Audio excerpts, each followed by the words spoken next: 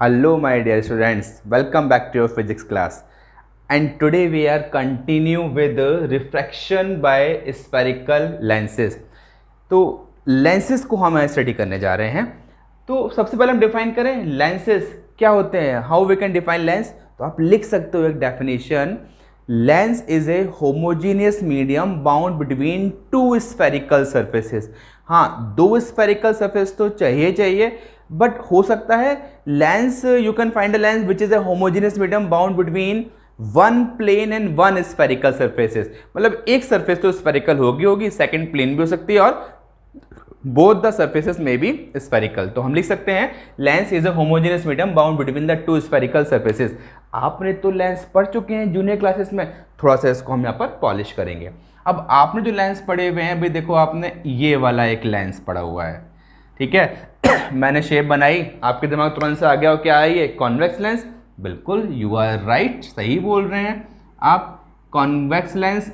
तुरंत से इसको भी आप क्या नेम देंगे, concave lens. Yes, it is a concave lens.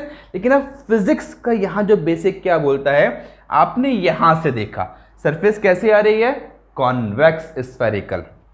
आपने यहाँ से देखा सरफेस कैसे आ रही है, कॉन्वेक्स। तो इसको हम बोल सकते हैं बाई कॉन्वेक्स लेंस। क्या बोलेंगे इसको हम, बाई कॉन्वेक्स और नॉर्मल कॉन्वेक्स लेंस। ऐसे ही यहां से बेटा हमें देखा सरफेस कैसे आ रही है, कॉनकेव। फिर हमने यहां से देखा सरफेस कैसे आ रही है, कॉनकेव। दोनों ही साइड से कॉनकेव है, तो इसको हमने क्या नाम दिया, बाई कॉनकेव लेंस। इसको हमने क्या नाम दिया, बाई कॉनकेव लेंस। चलो भाई, अब एक बात देखो, हम क्या बोल रहे हैं, a lens is a combination of two spherical surfaces. अगर एक लेंस दो स्फेरिकल सर्फेसेस का कॉम्बिनेशन है, say this is first surface and this is second surface, so it will have two centre of curvature. तो देखो यहाँ C1 आ जाएगा और सेकंड वाले का सेंटर ऑफ कर्वेचर यहाँ आ जाएगा। Since it has two spherical surfaces, so it has two centre of curvature.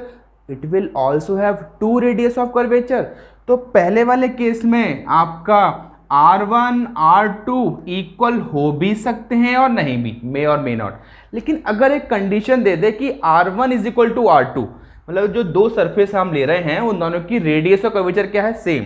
तो मैंने यहाँ कंडीशन लगा दी, if R1 equals to R2 then this is known as EQ convex lens. ठीक है। तो अगर मैंने आपको नॉर्मल कॉन्वेक्स लेंस बोला है या बाई कॉन्वेक्स लेंस बोला है, तो उसके दो रेडियस ऑफ कर्वेचर इक्वल हो भी सकते हैं और नहीं भी हो सकते, we are not sure. But अगर मैंने आपको EQ कॉन्वेक्स लेंस बोल दिया, तो उनके दोनों रेडियस ऑफ कर्वेचर ऑलवेज क्या होने हैं, इक्वल। आपको इक्वल लेके ही चलने हैं, ठीक। सिमिलरली यहाँ आ जाओ, तो सपोज ये क्या हो गई, फर्स्ट सरफेस, ये वाली क्या हो गई, सेकंड सरफेस। तो अब फर्स्ट सरफेस का सेंटर कर्वेचर इस तरफ आ जाएगा, सेकंड सरफेस का सेंटर कर्वेचर आपका इस तरफ आ जाएगा। तो यहाँ भी अगर मैं कंडीशन लगा दूं, if R1 equals to R2, तो ये लेंस कैसा हो जाएगा, this is EQ concave lens.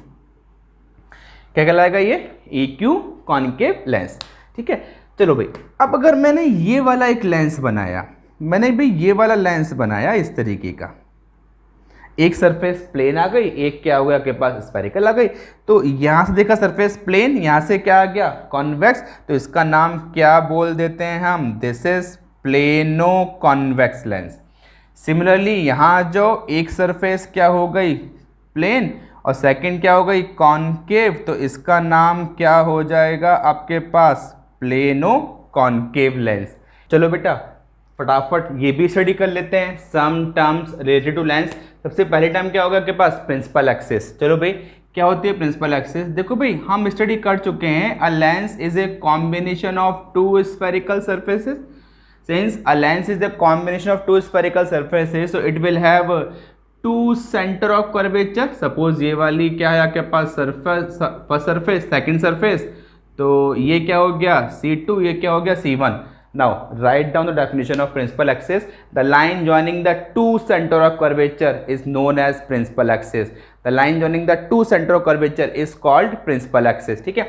अब क्या है, a line joining the two centre of curvature तो कहाँ से पास हो गई है, लेंस के मिड से। ध्यान रखना, जो बिल्कुल लेंस के मिड से पास हो रही है, that will be known as what, principal axis. कोई और लाइन ड्रॉ कर रहे हो, it may be a axis but it will not be consider as principal axis, जैसे कि हमने मिरर में बात की थी आपसे।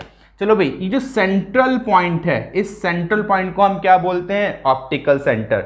The central point of the lens is known as optical centre. और एक खास बात आप यहाँ पर नोट कर सकते हो, a ray of light passing through optical centre passes undeviated, passes undeviated मतलब if a ray of light is coming towards optical center it will pass straight without deviation।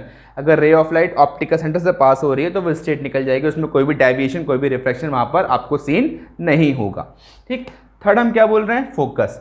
अब फोकस के लिए वही दो डेफिनेशन हम यहाँ पर देंगे, क्योंकि देखिए दो लेंस हम यूज कर रहे हैं, दोनों ही लेंसेज का नेचर क्या हो रहा है? चेंज हो रहा है।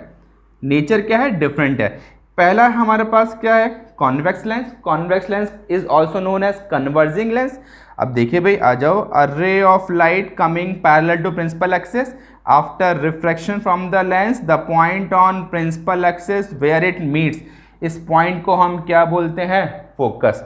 आगे आ जाओ, कॉन्केव लेंस में a ray of light coming parallel to principal axis after refraction from the lens the point on principal axis from where it seems to come out, इसको हमने क्या नाम दिया? फोकस।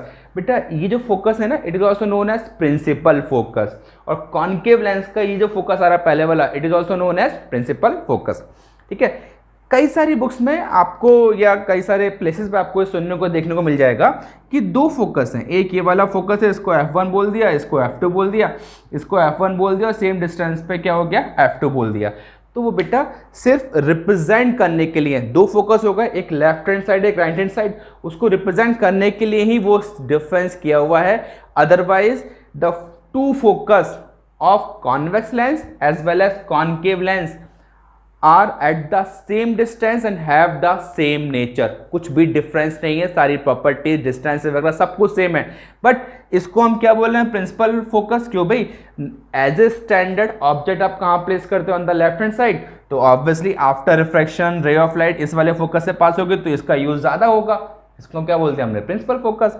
ऐसे ही अपनी लेफ्ट हैंड साइड आप ऑब्जेक्ट प्लेस करोगे, after refraction it seems that coming out from the focus, तो इस फोकस का यूज ज्यादा होगा, इसको हमने क्या बोल दिया? Principal focus. ठीक है, आप सिंपल ध्यान रखेंगे, लेंस के अंदर फोकस दो होंगे, एक लेफ्ट होगा एक राइट होगा, मतलब दोनों ही साइड आपके होंगे eight the same distance and will have the same nature. Next बात करते हैं अपर्चर। अपर्चर को आप नोट कर सकते हो, the effective width of the lens. देखो भाई, ये जो इफेक्टिव विड्थ ऑफ लेंस होगा ये क्या होगा? अपर्चर। ये क्या हो गया? अपर्चर। हम जब भी बात करेंगे लेंस, एक लार्ज अपर्चर का लेंस ले रहे हैं, मतलब बहुत बड़ा लेंस ले रहे हैं, उसकी इफेक्टिव विड्थ क्या होगी? ज़्यादा होगी। चलो बेटा फटाफट ये भी स्टडी कर लेते हैं, रूल्स फॉर इमेज फॉर्मेशन। देखो मैंने कुछ डायग्राम बनाए हुए हैं, ठीक है, मैं एक एक कंडीशन का स्टेटमेंट बोल रहा हूं, आप स्टेटमेंट नोट करेंगे, फिर वीडियो को पॉज करेंगे, डायग्राम बनाएंगे एक एक करके। ठीक है, पहला, इसके लिए हम क्या लिखेंगे? A ray of light coming parallel to principal axis after refraction from the lens it passes through the focus। यहां पर क्या लिखेंगे? A ray of light coming parallel to principal axis after refraction it seems that it is coming out from the focus। ये आ जाइए, इन दोनों का statement same आएगा। A ray of light coming towards optical center और a ray of light passing through optical center passes undeviated, passes undeviated. यहां पर आ जाइए, क्या लिखेंगे? A ray of light passing through focus after refraction from the lens becomes parallel to the principal axis. यहां पर आ जाइए, क्या बोलेंगे? A ray of light coming towards the focus after refraction from the lens becomes parallel to the principal axis. ठीक है, इसको draw करेंगे एंड ड्रॉ करने के बाद we will study the image formation by convex lens as well as for concave lens. Okay beta, once again rules are here and you can see a standard language. So this standard language you can note it down in your copy just to write in the examination.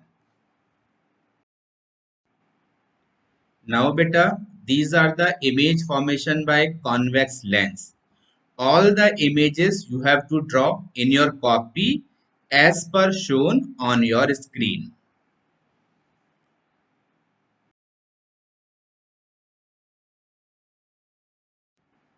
बेटा, this is the summary of the image formation which you have done recently. इसको अच्छे से पढ़ लीजिएगा. It will help you a lot in so many conceptual questions. Now, image formation by concave lens.